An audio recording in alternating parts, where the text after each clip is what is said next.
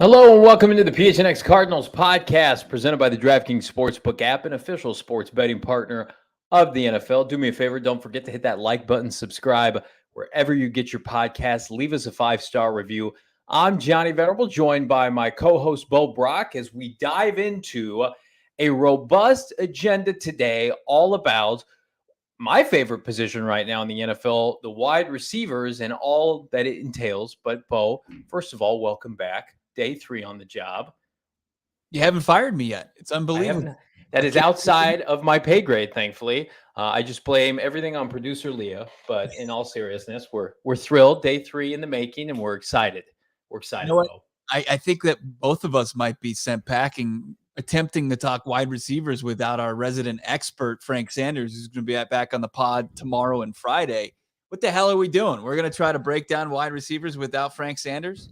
Well, it is timely. To our defense, we're not fabricating this because everything we're going to discuss today came out over the last couple hours. Some for the good, some maybe not so good if you're not excited about a certain free agent visit. But Bo, I want to start with the former All-American product out of Alabama, Jameson Williams. You know, I will be totally 100% transparent with you. I did not love the idea of taking a hurt player at 23 for the Cardinals. After that happened, I saw him in some Cardinal mocks, and I'm just like, goodness, number one, I worry about rushing him back. Number two, taking her players in the draft is always dicey, especially in the first round. Who was that corner last year from Virginia Tech that Tennessee took that had the injury? You know, that's just never been my thing. I want guys who are ready to go. And then, you know, you see some of the video of him working out. I think we've got some from earlier this month, Bo, of him way ahead of schedule. Now, this is from early March. But then we've got Pro Day video that is like 4 seconds long, so we didn't pull it from Adam Schefter. Basically, he looks great. What are your thoughts on him being an option? A lot of people think he's wide receiver number 1. I mean, look at that ball, by the way. If you're watching on YouTube, PHNX Cardinals by that guy. That guy's wearing a Washington golf shirt, Jameson Williams, working with a righty, hefty lefty. Rest in peace, Jared Lorenzen. But as far as Jameson Williams goes, when you look at this wide receiver class, Johnny, is wild because you'll have Jameson Williams. He'll be top wide receiver on some guys' boards, or he'll be the 5th, 6th wide receiver on some guys' boards. And it's probably due to that injury. Yeah. You know, he fills, as far as the offense's biggest need, that wide receiver opposite DeAndre Hopkins, that Z receiver that AJ Green played pretty well last year with over 800 yards and 3 touchdowns. Jameson Williams could play that spot. Absolutely. Yes. Fill that need. No doubt about it. Speed, it allows quick releases. Kyler, 33 big throws last year, 25 yards or more. That was more than Justin Herbert. That was more than Dak. That was more than Josh Allen. He loves to throw it, especially on short yardage downs where the defense plays into their hands. Jameson Williams, the only thing is I've got a couple wide receivers ahead of Jameson Williams. I love Jameson. Okay. If he's there and some of these other guys are off the board, I'll go for Jameson Williams. I'm team first round wide receiver. That's where I'm at. I think I saw you tweet that out today, and I'm like, I like how that sounds, man. I am on board. I've been courted. I think receiver is quickly becoming a top 5 position of value in the NFL based on the defensive rule changes, the fact that the Bengals basically got to the Super Bowl with a quarterback and some receivers, and that's it. And the fact that the Cardinals really have not had a competent pairing of wideouts since Fitzgerald and Steve Breston. You could argue maybe Fitz, John Brown, and Michael Floyd. But since then, it's been kind of rotation. They pivoted off Fitz as the number 1 receiver. They get DeAndre Hopkins, right? But we've never had kind of a pair of bookend receivers like we've had with Anquan and Fitz once upon a time. And I'm ready to get back to that point. Now, whether or not Rondale Moore, where he fits in, we're going to talk about him in our second segment. But I'm curious, Bo. You mentioned Jameson's not your number 1. He's not my number 1 receiver either. Who would you have ahead of him in this draft class? All right, you're kind of putting my feet to the flames here. I am. I want to know. I like it. As far as Jameson Williams, I've got him as my 4th best receiver in this draft. Okay. All right. Last, it just fit for the Cardinals. I think Garrett Wilson, more of a slot guy, is below Jameson Williams as far as where I think he fits as far as the Cardinals. Even though I think if Garrett Wilson is the guy there at 23 and all the other guys are gone, you got to take a serious look at him. Also look at the edge position in that spot, just depending on who goes before that. Number 3, I've got Drake London, USC product, 6'4". He can win those 50-50 balls. I like him, but I think, I feel like when I think bustability, I think like Michael Floyd with him. You mentioned him, kind of a 4-letter word here in the desert.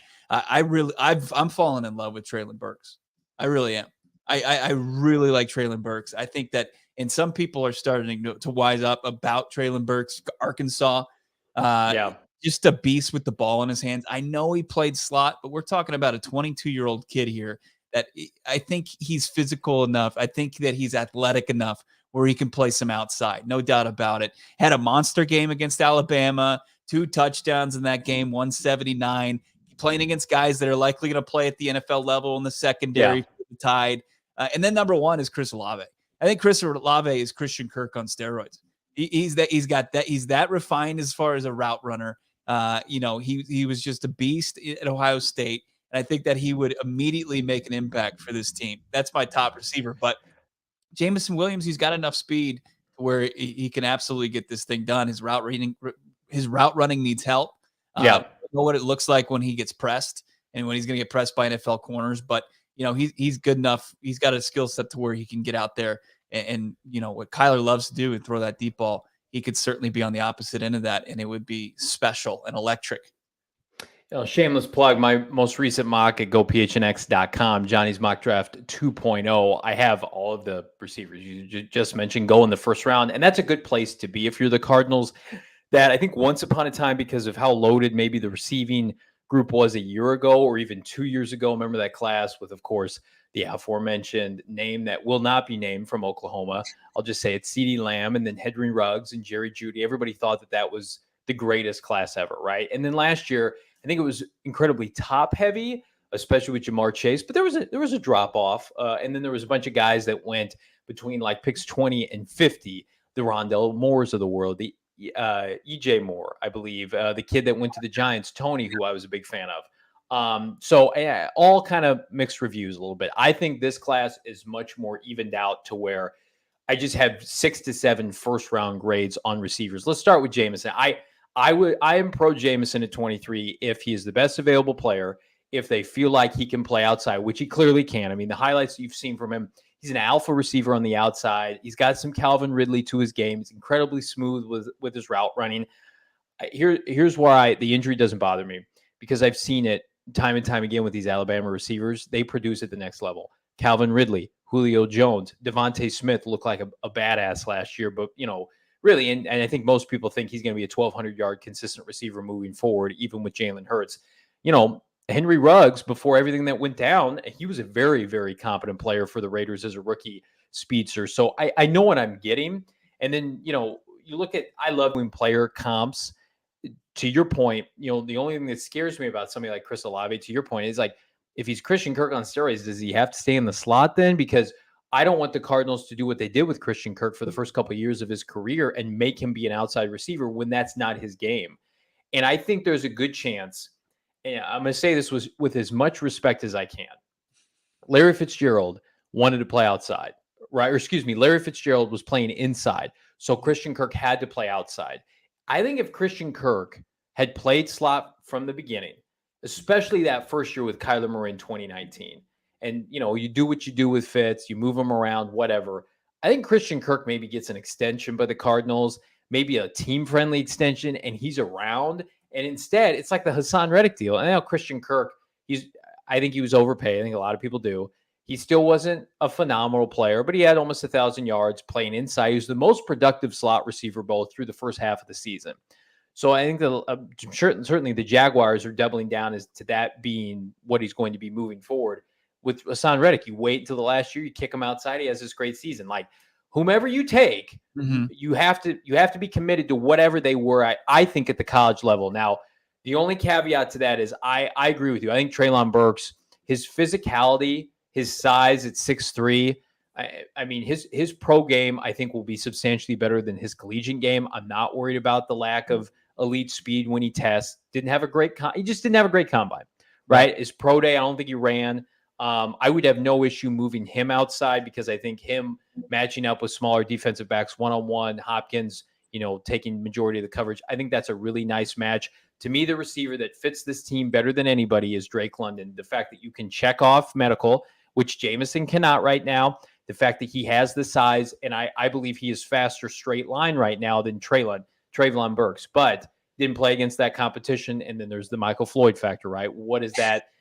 Wouldn't it be kind of poetic once upon a time if you think about Notre Dame and SC always playing against each other, and then the last first-round receiver that the Cardinals took was in 2012, and it was Michael Floyd. Now they're going to circle back. They're not going to go in the SEC. They're going to go in the Pac-12. They're going to take Drake London. I just think it would be funny. It would be funny. It would if as long as he just doesn't bust, as long as he gets an Uber home, I think that we're all good with that. In Treylon Burke, like, we're gonna get more into this Debo package and how it's kind of captivating the NFL and everybody wants their Debo. That guy could be your Debo. He's like, I could be your Debo, right? And I mean, can Cliff get a Debo? Can we trust Cliff with it? What would Cliff Kingsbury be with Debo Samuel though? Would he be Debo Samuel? I think that's what he tried to do a little bit with Rondale last year, and we're getting ahead of ourselves because I really want to get into this. What Cliff's comments on Rondale Moore, and we will here on PHNX Cardinals. That was the role. I mean, you get the ball in his hands behind the line of scrimmage. I think that's a guy that can make plays for you. And Rondale kind of fell short at the end of last season. I think Burks could be a guy that could maybe play that role, be kind of your gadget wide receiver to start things out, even though he's fully capable of getting on the outside. Because I think, that's probably your biggest emphasis is having that guy opposite DeAndre Hopkins on the outside, because that was so important. That was where they were successful last year, when they had that kind of that X and that Z, those X and Z wide receivers playing at a high level, and then Christian Kirk just running amok in the middle of the field. I think a big clue as to what this organization is looking at ahead of late April in the draft we got today. And I may be jumping to conclusions, Bo. The fact that this team is not linked to Odell Beckham or even like crickets with AJ Green, Julio Jones, part of this could be money. I'm sure a large portion. They're hosting former Dallas receiver Malik Turner. Now, if you don't know who that is, he's been in the NFL, cup of coffee, 4 years, undrafted player out of Illinois, right? Last year in, frankly, a loaded Dallas group, had about 150 yards receiving, 6'2", 200 pounds. He's almost like another Antoine Wesley, right? And you could argue maybe Antoine Wesley's had a better NFL career, certainly knows Kingsbury's offense.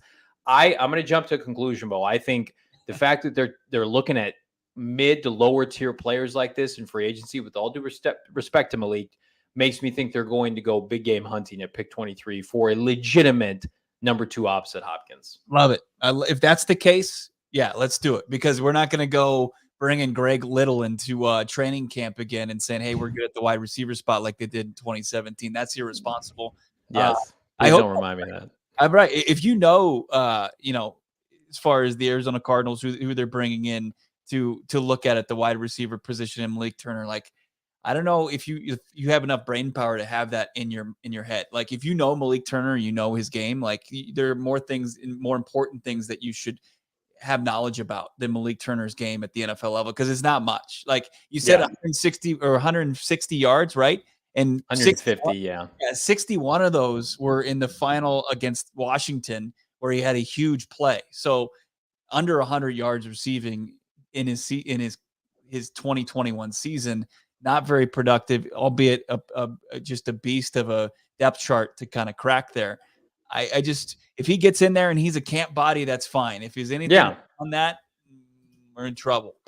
Well, again, I have no issue with it, because I'm sure he's looking at a vet minimum contract. All these guys. I mean, Will Hernandez, it's going to come out. He's not going to be making very much money this year. I can tell you right now, if they bring back Robert Alford, minimal with incentives. And to Bo's credit, camp body's a real thing. I just didn't think it was a real thing to prioritize on March 30th. Sure. But that's neither here nor there. But again, I would rather be, if you're asking me what's the best case scenario for this organization, I think it is to take one of these wideouts at 23, because I do adamantly believe that's where the league is going. So give me no significant addition at receiver in free agency and not overpaying for a lot of these guys like a Jarvis Landry or AJ Green or a Julio Jones. If I can get a guy on a 5-year contract who is going to be younger, athletic, and maybe probably more productive, and I don't have to pay him anything. The problem with this organization, Bo, is, and this specific administration with Steve Keim in charge, is he cannot draft this position. His best bet has been John Brown. Once upon a time, had 1,000 yards, and then kind of fell off. Had the sickle cell, went on to I think we go to Baltimore first. Had a nice cup of coffee with the Raiders once upon a time, and then of course the aforementioned Christian Kirk, who never eclipsed 1,000 yards receiving. Like, to me, if I'm really targeting one of these guys, because here's the deal. We like 6 or 7 of these guys. At least half of them are going to miss, right? They're just going to be average players, right?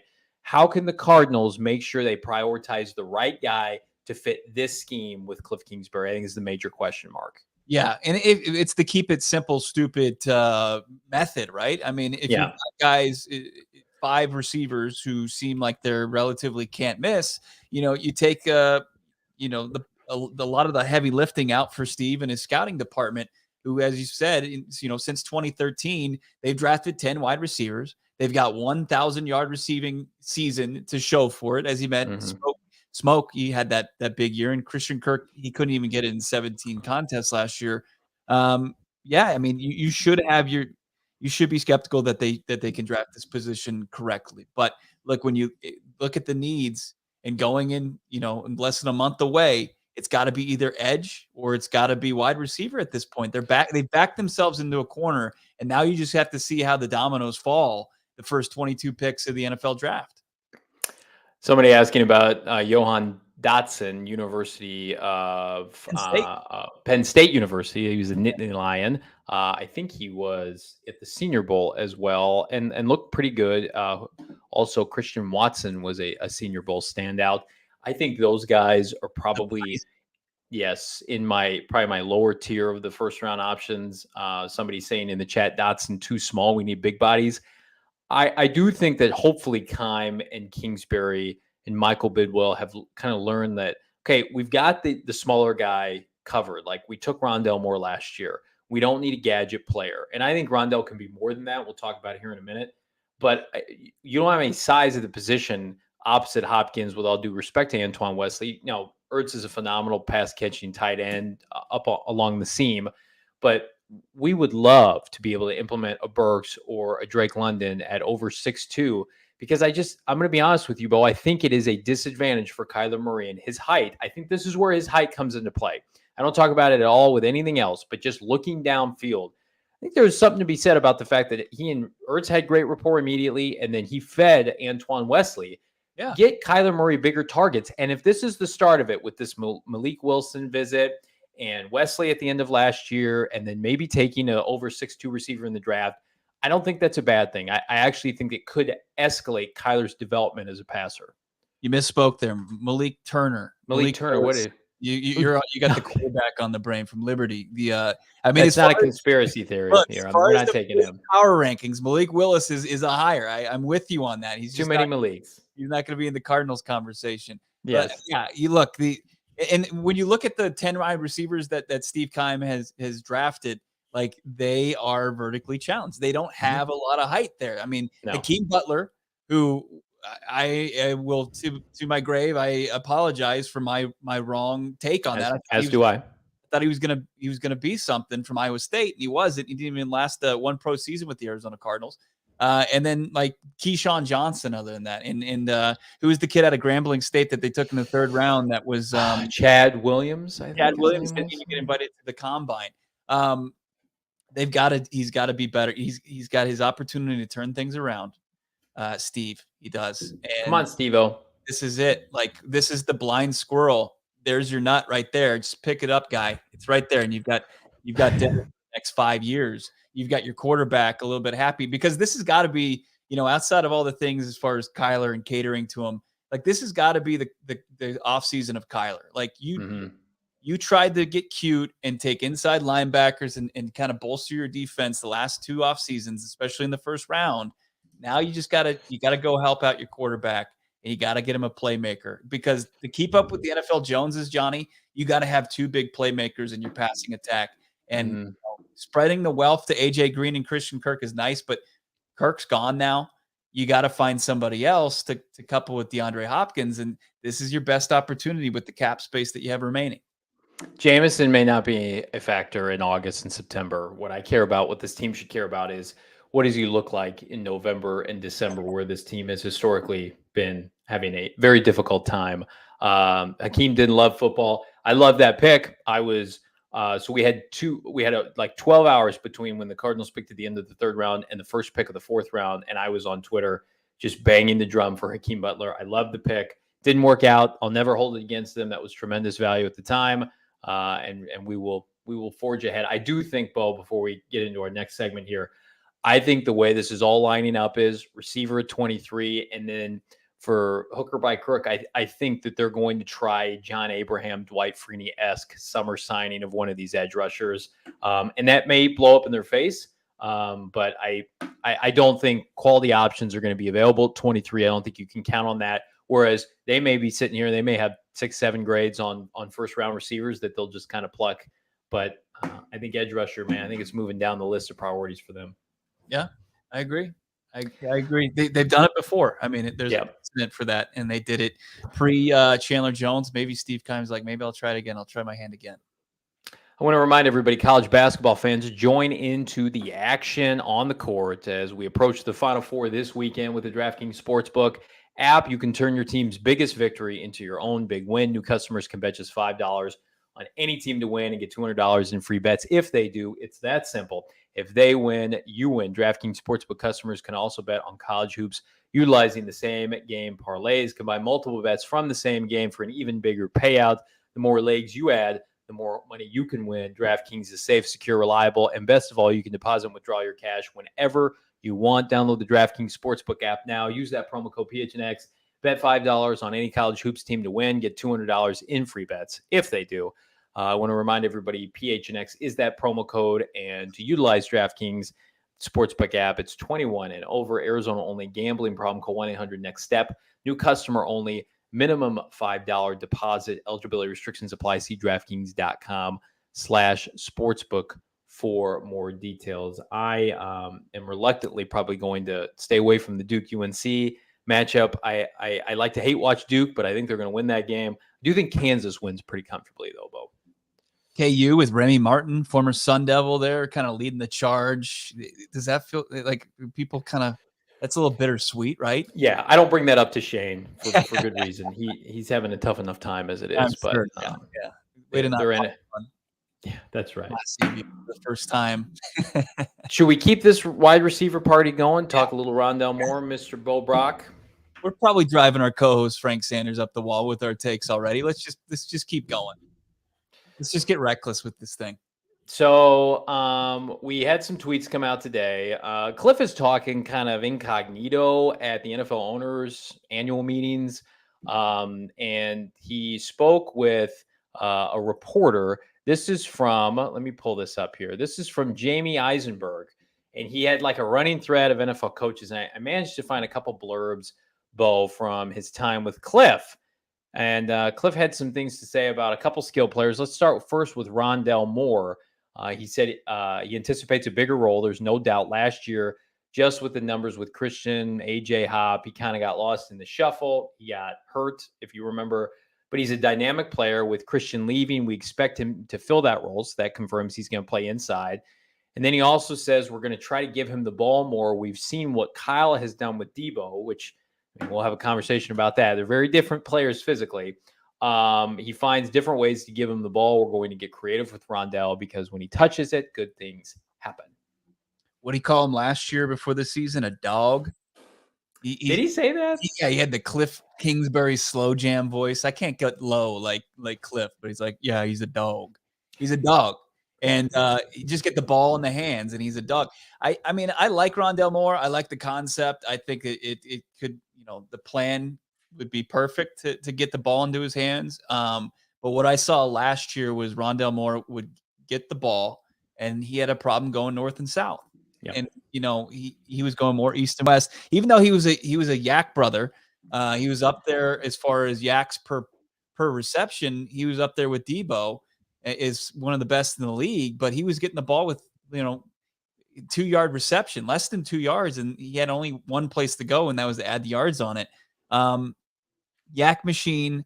I like the concept. I think the ability's there, but he's got to take a step forward as far as getting himself going the right direction in order to really make an impact. And also, he's got to stay healthy. Like, we haven't seen a truly healthy season from Rondale Moore since 2018. That dates back to his freshman year in Purdue. Yeah, not ideal. And he's 5'7". He's a tiny package. Do you think he's too small? It's really non-traditional, to put it nicely. I mean, Tyreek Hill's 5'8", right? He's 5'8", and Mike McDaniel, your brother, down there in Miami, who's the head coach now, he says he's going to use Tyreek Hill in a kind of a Deebo Samuel role. And I try it out. Absolutely. I think that anytime you can put the ball in his hands, you can probably have positive things happen. But I also would like to see him more in the old Tyreek Hill role, where he's running routes, he's in the middle of the field, and he's getting open and kind of utilizing that speed, hopefully getting separation. I don't know, like, what do we know about Rondale Moore, the wide receiver route runner? Like, does he have that ability? Does he have that in his bag of tricks? I remember watching him the first 5 weeks of the season. I think he led the team in receiving yards through the first 5 weeks of the season, playing defenses like San Francisco and the Rams, of course, Tennessee week 1. He was fantastic. He had that long catch for a touchdown against Minnesota, I believe his only touchdown catch of the year. And then that toe tap touchdown against San Francisco was a thing of beauty. And I'm like, we got a superstar. He's a superstar player. And then I needed to basically take an ice bath because he basically disappeared like all Cardinal players do in the third of the season, second half. And over the course of the final 3 games of the regular season, here were his receiving totals. He had 8 yards, 5 yards, 9 yards, and his yards per catch plummeted. He had 8.1 on the season, but it was under 7 in the final half of the season. That is a Cliff Kingsbury problem. I love Cliff. He has to do a better job. I would watch games from the press box and just be like, why is Rondale Moore, everything is horizontal? Mm-hmm. Like, I get it. Yak's a big part of your game. Use Yak with Trayvon Burke if you get him, or Zach Ertz maybe at the line of scrimmage. James Conner does a great job in the screen game. Rondale Moore is probably the fastest player offensively. Would you say that on this team maybe? I agree. Like, as far as game speed, yeah. And then you see him break free against Minnesota for the long touchdown vertically. He can get behind defenses like you just mentioned. Tyreek Hill is faster, but if they want to use him as the same kind of player, he needs to have vertical routes. He needs to have, what is his route tree? Somebody needs to ask Cliff Kingsbury, what can Rondale Moore, and maybe, and he'll never say this because he'll defend his players, and that's why I love and respect Cliff Kingsbury. Maybe Rondale was not ready for the robust route tree of the NFL. I do think there's some truth to maybe that, and the fact that he probably did get lost in the shuffle with AJ Green, Christian Kirk, and DeAndre Hopkins. And then by the time Hopkins got hurt late in the season, you're hitting a rookie wall. He hadn't put together too many consecutive quality outings. But I mean, like, let's be clear about something. Rondale Moore has a higher ceiling, I believe, than Christian Kirk will ever have in the NFL. I also think he'll be a better player next year than AJ Green was. So if we can facilitate a lot of those targets from those two players, Bo, to Rondale, everything past the line of scrimmage, I think this could be a 1,000-yard player. But we also have to come to grips with, if he's going to run the ball, and be a bootleg guy or jet sweep guy, is his max season something like 800 yards receiving, 400, 500 yards rushing? In today's NFL, you can diversify, as we've seen with Debo, but we need some clarity, I think, from Cliff. And if that's the case, if that's the player he becomes, then he becomes Chase Edmonds. That's your replacement for Chase Edmonds. That's not your replacement for Christian Kirk. Mm-hmm. And then you've got that other void in the offense. And look, Rondale Moore is going to see an increased workload this season, and I believe that's going to be good for the Arizona Cardinals. But where like we were getting to just what you kind of broke it down. I remember in Tennessee the absurd play from Kyler where he came back to the football. We all remember that, where Kyler was just putting on an absolute show. Yeah. He was on the receiving end of that play. When you think of the Kansas City Chiefs in their heyday with Patrick Mahomes and Tyreek Hill, like where were they, just crushing opposing defenses? It was Mahomes getting out under duress and under attack, and then Tyreek Hill, just after Mahomes creates all this extra time, he finds an open space on the field, and Mahomes found him. And I think, Rondale Moore, if you're not putting him in a position to do that, I think you're selling your offense a little short. So I would love to see that. But them talking about Debo is also it's intriguing. Everybody wants that. Like, that's the new thing in the NFL. Everybody wants their own version of Debo Samuel. I think there's only one Debo, unfortunately. If you want to incorporate some threads of his, sure. Shanahan is also much more run dominant than Cliff, I think, is or wants to be. So I think that's maybe just something he said. Necessarily. I mean, like Cliff Kingsbury's offense is, since he's been a top 3 rushing team. Attempts or yards in terms of production? Oh, I mean, as far as production and yards per carry, I mean, they've been up there right where you want them to be. I just think Shanahan and I think run first offense, right? And Debo, plays. I mean, he played running back for them last year. Rondale, I don't think you can go to the Rondale well too many times, exposing him to defensive linemen. That's my take on it. It's going to be interesting to see. They hopefully they don't move forward with what the offensive players they have in place now, because he also mentioned a heavier workload for Eno Benjamin, which would be interesting. But it's like, so is Rondale Moore? He's going to play the role of Chase Edmonds a little bit. He'll play the role of Christian Kirk a little bit in the slot. And then Eno will also play a role as far as giving James Conner, because James Conner, his workload is uber important with the contract that he signed and his production, throughout an NFL season. So they have to add, but at the same token, like, it'd be interesting to see how Cliff Kingsbury is envisioning the workloads for all these guys and how these pieces fit in place. Let's talk a little Eno Benjamin. So here's the quote from Cliff. We've been really impressed with Eno. It came from the same reporter and what he's done. We're excited about him getting an opportunity to step up. We'll see how the draft goes, but every time we played Eno, he's made something happen. So Eno has gone from almost being cut his rookie season to being active on game day last year and stepping up big in San Francisco. Everybody remembers the play where he ran over Drake Kirkpatrick. It's like the highlight of the season, and then everything went to hell. And so he's back. And to your point, Bo, you cannot give James Conner, 400 touches next year. He will not last. You have to supplement it with some kind of other running game. My concern with this, I don't have any concern with Eno. I think he can do it. And I like the Cardinals' interior offensive line enough. I think he can manufacture yards. He had actually a really nice catch and run against Seattle in the passing game. So he's not Chase Edmonds, but you can supplement. The Cardinals do not have the draft capital to take a running back high. If they're going to take a running back, they've got 3 6 and 2 7s. The team was touting the picks this morning, and I'm like, you got a big fat hole at 4th and 5th where you traditionally like to take backs. Chase Edmonds was a 5th-round pick. Tim Hightower was a 4th rounder. Tim Hightower was a 5th-round pick. I'm not taking it back in the 3rd round, and sure as hell not taking one in the 2nd with the dire holes you still have. Plus, you couple that with you're paying James Conner a premium for next season. I do think there's some truth to this, unless they trade down and get more picks, or if they want to use a 6th or a 7th, whatever. His buddy Kyle got Elijah Mitchell last year in the 6th round. Yeah. Somebody needs to take Kyman Cliff aside and said, I love some of these backs, but don't you dare take a running back before day 3. Don't do it. I mean, Eno himself was a 7th rounder. Andre Ellington was a 6th rounder. Mm-hmm. Probably the only production that they've gotten that deep in a draft has been from the running back spot. And that's usually the case with most organizations. That's not a knock or indictment on Steve Keim. It's just tough to find players. I know people like to point to Tom Brady, but he's the exception there, folks. I agree. I mean, those first 3 picks, they have to be impact makers right now. And I don't think it's going to be at the running back spot. They've got bigger glaring needs as far as the pass rush, maybe the interior of that defensive line in the wide receiver spot. to figure it out. Corner, we'll throw that in there too, because, third round seems to be the round that Steve likes to kind of look at that spot. So, yeah, I mean, the first 3 picks are going to be uber important. I don't even think, the chances they use all 5 of those 6th round and beyond picks is pretty low. I would assume they've got to be used in some sort of trade package. Trade up, trade for a veteran or 2.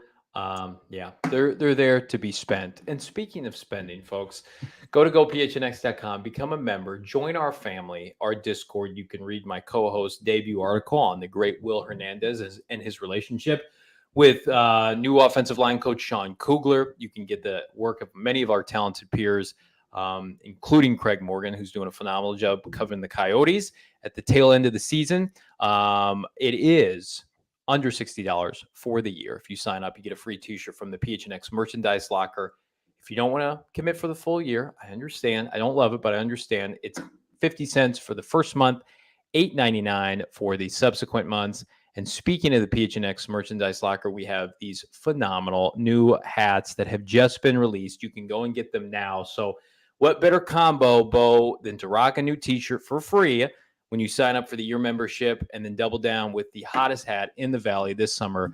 All that more at gophnx.com. Beautiful. I got to get me one of those lids. I mean, how do we not have ours yet? Is it just because they think they're holding it against us because we have great hair? Probably. They try to make us feel bad. Well, Shane dyed his hair blonde. Yeah. So we couldn't get a hat on him fast enough. But the rest of us, yeah, we'll have to wait. Is it, did I hit this? It's time to take your shot, presented by Arizona Department of Health Services. We've got COVID-19 vaccines are free for everyone 5 and older. Those 12 and older now are eligible for the booster. Visit azhealth.gov for the location near you. Bo Brock, Johnny Venerable hanging out here on a PHNX Cardinals. And are we going to continue with the wide receiver talk? Like, are we getting away from it finally in this segment? Or are we we do have a huge announcement. We do. Let's get to that. Yeah, absolutely. Let's get into it. I mean, following up the hats with this, the hats are going to look like they're not going to look as cool when we're going to announce that our family is growing even more so. Not just we're not stopping at my addition. We're going to add a former Arizona Cardinal to the mix, to Johnny Venerable, Frank Sanders, our guy Saul, and me, Bo Brock. Damian Anderson, we want to welcome aboard to the squad. He is going to play a huge role here on PHNX Cardinals. His insight, you remember him from breaking down the game on game days for the flagship station so many years ago, his days playing the game. He's going to provide so much insight to this Cardinals team. We're pumped to have him. We are thick into draft season, and we've got 2 of the best, Frank Sanders, Damian Anderson, now being able to give us draft profiles, fits for the Arizona Cardinals. Damian will be on beginning Monday, making his debut. We couldn't be more excited. We were just talking running backs, very poetic, apropos that we've got Damian coming on board. Will do a phenomenal job with us. Bo and I will supplement and do our best here in the short term, but we cannot have more excitement in-house for he and Frank Sanders, the ultimate tag team. We were putting together a squad. So we've got a running back, we've got a receiver. I can't throw it all. I played running back in high school. I think maybe if I tried to backpedal, I would tear an ACL if I tried to play corner. Bo has height. Bo's going to play quarterback, but you have to play quarterback by default, Bo. Okay. Maybe I'll play the Isabella role and just hang out on the sideline then. We just need you out there at a necessity. We just need warm bodies on the field. Maybe you'll play like the blocking role, wide receiver. Is that cool? Thank you. That's good, man. I got short arms. I can latch on quickly. We talked about my short arms earlier in the week, but I'm not going to play corner. And speaking of corner, the Cardinals, you could argue, still have a little bit of a hole at the position. We think they're going to re-sign Rondale Moore, Robert Alford. That has not been confirmed yet, but I can tell you one ship has sailed, Bo. The reunion that will not happen. Patrick Peterson heading back to the Minnesota Vikings for a 1-year contract, even with a new coaching staff, which I thought was interesting. I didn't think he'd be back there. They fired Mike Zimmer. They've got a new offensive head coach in-house, but Pat P making his way back to Minnesota. Yeah, we checked in on our ex, Patrick Peterson, and we checked his social media profile, and it looks like he's living the dream still. And he said he's staying. He's not going anywhere. He's going to continue with the Minnesota Vikings. We're in the purple and gold. And I actually saw him at the Super Bowl out there on Radio Row. He was doing a couple interviews, and they just hired their defensive backs coach. And I had a former colleague kind of go up to him who covered the Vikings and was like, hey, they hired this guy as DB's coach, and he really kind of reacted really well to it. I think that that kind of was part of what the reason he went back to Minnesota, and the money was probably right with P2 to get him and make him stay there in Minnesota. But because that roster, you can't view them as a contending team, right? I mean, they probably feel like in the NFC, they're going really heavy offensively, even though they got the kid from Green Bay, the pass rusher Zadarius. I feel like, the Cardinals should have been in on that. That's another topic for a different day. I do feel like maybe they can sneak into the playoffs because of how bad the NFC is. And the fact that, I mean, they have wideouts. They have Adam Thielen, Justin Jefferson, and they have Dalvin Cook. What does Green Bay have? Adam Thielen can't stay healthy. You just can't. He cannot. I saw Dalvin Cook has more games played than Thielen, and Dalvin Cook's missed a lot of games in his career. Dalvin's, we like to joke on this podcast. Dalvin is the king of leaving games, then immediately coming back and pulling the Paul Pierce. If you if the Vikings, like, it's the kiss of death, if they get like 5 primetime games, they're out of the playoffs. There's no way Kirk can perform that many times. That's true. Big stage and get it done, even with Justin Jefferson and Dalvin Cook. Cardinals were lucky to win that game last year, and the Vikings won that game, I think they get into the playoffs, which is very, very coincidental. But no P2. I put it out there on Twitter. Anybody hoping for a reunion? I got about 30 comments saying no one was hoping for a reunion, Johnny. And I'm like, all right, everybody ease up.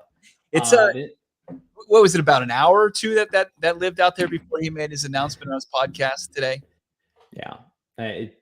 Listen, Patrick Peterson is one of the all-time great Cardinals. Did he leave the organization on good terms? No. Could he have handled things differently? Absolutely. I can't wait till he's back here in the Valley full-time, golfing, maybe joining this show. We would love to have him join this show in any kind of capacity, doing charity outings and having his name rightfully retired as a part of the Ring of Honor. I have no ill will against Pat P. 2011 through 2017, he was an elite cornerback in this league. He was a face of this franchise along with Larry Fitzgerald. And then 2018 hit. They had the horrendous start and wanted out. And unfortunately, he voiced it and he didn't go about it the right way. And he went from being this guy that might have been Larry Fitzgerald's successor as far as the true face of the franchise going forward, and became the most polarizing player in the organization after that. And, it could have ended fine and amicably after he took the $10 million deal with the Vikings last year. But he decided to kind of speak up and take some shots at Steve Keim and really not have his facts right about the team and playing defensive players and not paying defensive players. And I just thought that was just a bad look for P2. And then to see DeAndre Hopkins just put on a route running clinic on P2 last year in his return to State Farm Stadium, it just felt great. And then, he might have not been the one that blew the coverage against Rondale Moore in that game, but he was part of that secondary as well. It's just a rude return for P2, and I like that. You know what? I thought about it too. I was like, during that hour and a half that we had where we heard he was going to make his announcement, I was like, could there be a reunion? And if he came back and played more of a cornerback 2 role, it would have been the worst thing, but I don't think he'd ever sign up for that. I supposedly he played well the rest of the year in Minnesota. He had an injury and then he came back and his legs came back a little bit, and good for Pat P. And get a couple more game checks before you have to hang him up for good, because he is an all-time great. And hot take, the Cardinals should have traded him midseason in 2018 because supposedly they had an offer of a first-round pick and Jalen Reagor on the books from Philadelphia. And if Steve and probably more so Michael Bidwell had been open to the rebuild that was on the cusp of happening, Cardinals would have been better off. But Pat P jumped down on Hop and Rondale got behind him. It was P2. He is somebody that very technically savvy, but relied mostly on his athleticism, especially early in his career. Remember, he had like no technique in those first couple of years, right? And it was just all being an athlete. And so, yeah, things start to age quicker for guys who are too reliant on their athleticism. And that's why certain corners can play for a long time because they, well into their 30s because they are so technically sound. That's not a knock on P2. If I was an elite athlete at LSU, I think he was like the #1 recruit out of high school. I wouldn't. You're just prone not to probably study as hard. Yeah, that's fine. It's like when I do this show, I feel like I don't have to do nearly as much prep because I can come on here and wing it. And now Bo's here and he holds me accountable. And now Damian Anderson's going to hold us both accountable, and things are it's going to be awesome, man. And our team, our squad, looking great. We continue to add more talent than the Arizona Cardinals. That's true. That is true. We've had 2 major free agent signings here in the past 2 weeks. I want to remind everybody, be sure, like, subscribe, leave us a 5-star review. We're so fired up with the content we've got going now. We've got coming in the coming weeks. Draft coverage, out the yin yang. We're going to have a draft party on site that we'll have more information on in the coming weeks. We hope to see everybody at that event when we can announce it specifically. But for Bo Brock, I'm Johnny Venerable. We will be back tomorrow, same time, with the great Frank Sanders. See ya, everybody.